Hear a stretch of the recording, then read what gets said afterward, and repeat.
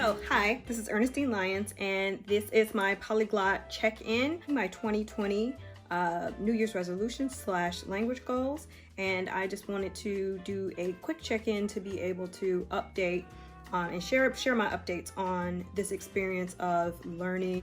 I did manage to spend a lot of time with Korean, and the fun thing was it was actually through a coworker kind of tagged me in a Black Girls Learning Languages kind of like, there was something online that she tagged me in, and I not only found, I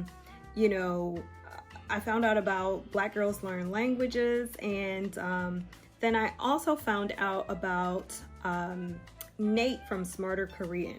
So I kind of was really excited to see that there was a Black language learning company out there specifically focusing on Korean, and most of his clientele were professional Black women. So I kind of wanted to check him out. I just kind of reached out and like, hey, I'd like to pick your brain and just ask you about your company, how you got started. And he had a whole spiel ready for me, and he told me about, so I started following him on social media. He told me about his company, what he does. He lived in Korea. His Korean is awesome. So, I ended up taking lessons with him, not immediately, but like maybe a couple months after I talked to him at the beginning of the pandemic. And so I just wrapped up those language learning lessons with him, and I found that they were amazing. So he was not only like a really patient teacher, but he was also like really fun, and the material was, graphically and aesthetically like really interactive. So, and it was just fun to interact with, and I felt like very usable Korean, very actionable, teaching you real life scenarios and even filler words. So I think filler words like are always helpful in languages that you're looking to study. So I really wanted to kind of mention that taking those lessons I think were really worth it. Also, in the very beginning, before the pandemic, I was going to a couple of Korean meetups, a lot more interactively. I was using apps like Duolingo and what's the other app? It's not italki. It is Memrise. I was using Memrise, and I was having a lot of fun with Memrise in the very beginning, learning Korean. I really wanted to be able to just kind of delve into what I've managed to pick up and what it is that I learned during this process, and so revisiting the language learning goals. Okay, so I wanted to build 12 new habits and take 30 days to do each one of them. And so I'm just going to read over, these were my goals in January. So January was going to be Korean, spend 30 days learning Korean. February Russian, March Mandarin, April Hindi, May French, June Arabic, July German, August Japanese,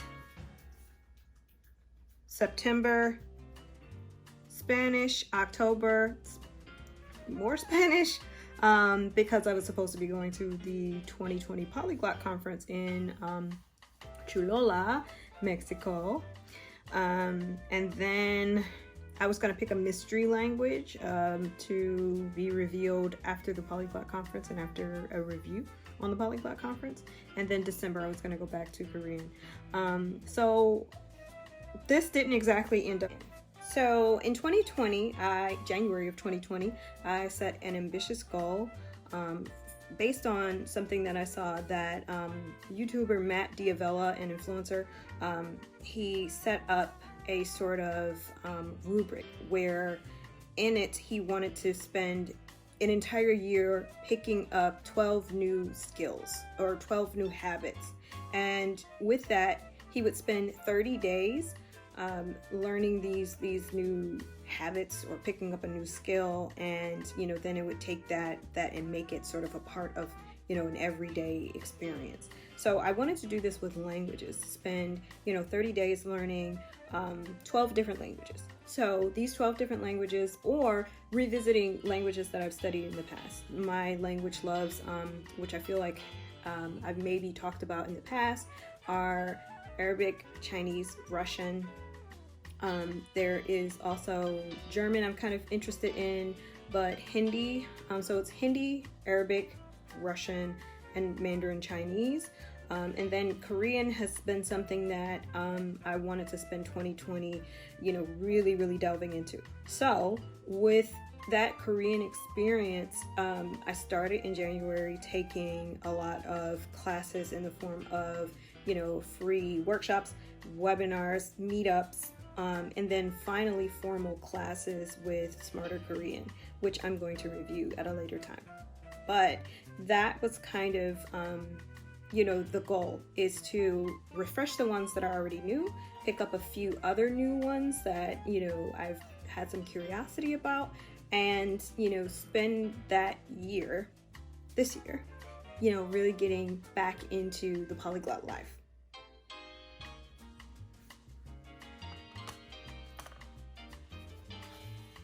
So needless to say that maybe I have fallen short on some of my 2020 language goals, but I have managed to keep them up in the form of, having audio programs, and I have my Audible subscription that I use to listen to things like Korean, and then I also use Pimsleur for German refreshing, and then I also listen to my Learn in Your Car audio programs for Chinese and Russian.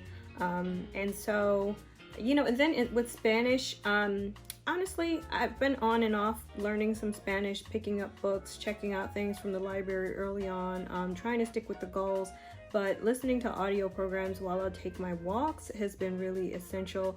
I know my friend Ashley was saying that,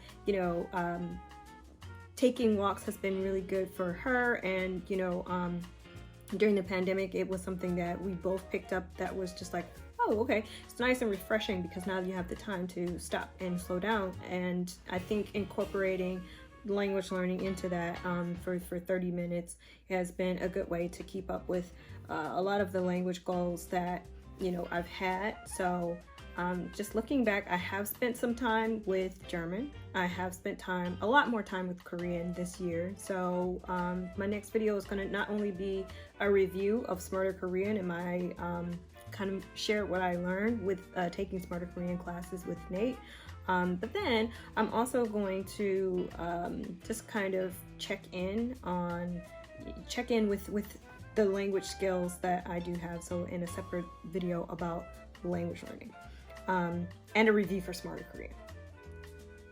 Then the last point is language is an evolving journey, and so it's really important to kind of go back and refresh on the languages that you do know, because they're still there, and I just really have to challenge myself. And I think that the coronavirus did put a damper in that.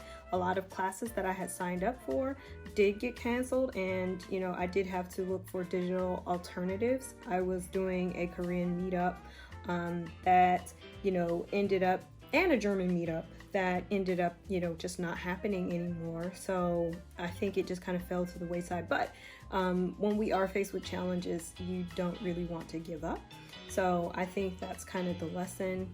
Find creative ways to keep the things that are important to you, and your language goals, if they're important to you, keep striving for them.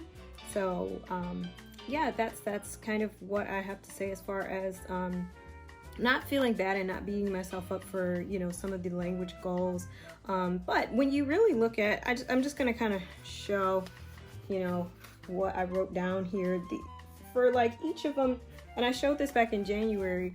Some of these things I didn't necessarily have tangible goals. I just said Russian is what I'll study in March, and April I'll study Hindi. What does that actually mean? Does that mean go through your Teach Yourself booklets again and actually finish, teach yourself Hindi, or read the Hindi, Deciphering Hindi Script book that I have from Teach Yourself from that line?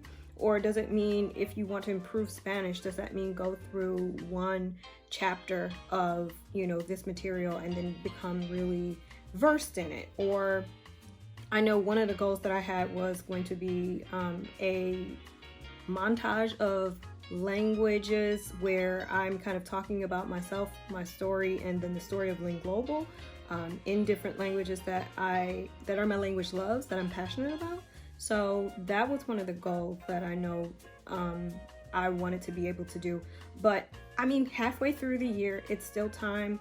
I just know that I really want to be able to kind of live up to my own expectations, but I do realize now in revisiting that list that a lot of that stuff was vague, and maybe looking at, I want to spend, 1 month or 30 days revisiting this language, just having more concrete, spelled out definitions of what that actually is going to look like. So that would be my language advice. Don't just say, oh, okay, German is what I'll learn in January. Say I'd like to be at a level blank by, this, and what that looks like is going to be spending 15 minutes a night, before I go to bed, with Duolingo, or using, Mango Languages software, or getting on the Memrise app and just kind of playing games. So really you have to have tangible definitions and actionable items for yourself to be able to implement and, set yourself up for success. So that is my review on, my language learning goals for the 2026 month check-in, and hopefully see you in January or December for how it all turned out from here. Thank you for tuning in. Like, comment, subscribe, and thanks for watching. Bye, everybody.